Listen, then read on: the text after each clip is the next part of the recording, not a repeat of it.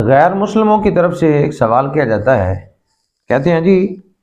اسلام کے اندر یہ سزا ہے چور کی کہ چور اگر چوری کرے تو اس کا ہاتھ کاٹ دیا جاتا ہے، اور اگر کوئی زانی زنا کرے تو اس کا اعلی تناسل کیوں نہیں کاٹا جاتا؟ یہ ان کی طرف سے سوال کیا جاتا ہے۔ ہمارے فقہاء نے، علماء نے اس کا جواب دیا ہے،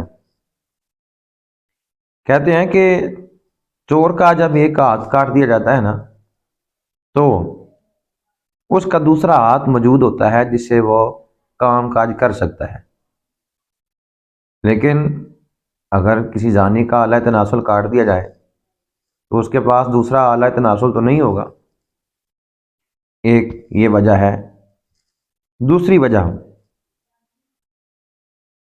کہ حد مقرر اس لیے کی جاتی ہے کہ لوگ اس کو دیکھ کر عبرت حاصل کریں،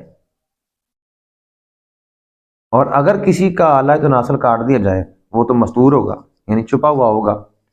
تو وہ کسی کو دیکھ کر کیا پتہ چلے گا کہ اس کو سزا ہوئی ہے یا نہیں ہوئی۔ تیسرے نمبر پہ ہمارے علماء نے اس کا جواب یوں دیا ہے، کہتے ہیں اعلی تناسل کاٹ دینے سے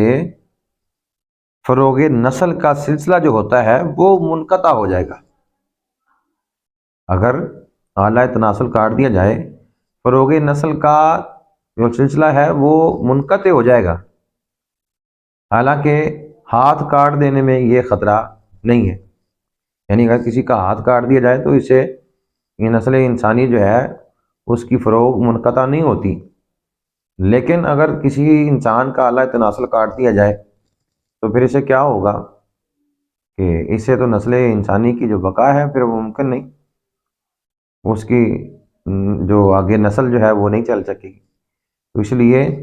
چور کی یہ سزا تو ہے کہ وہ چوری کرے تو اس کا ہاتھ کاٹ دیا جائے، لیکن زانی کی یہ سزا نہیں ہے کہ اس کا اعلی تناسل کاٹ دیا جائے۔ یہ جواب ہمارے علماء کی طرف سے ہے، تو یقیناً یہ جواب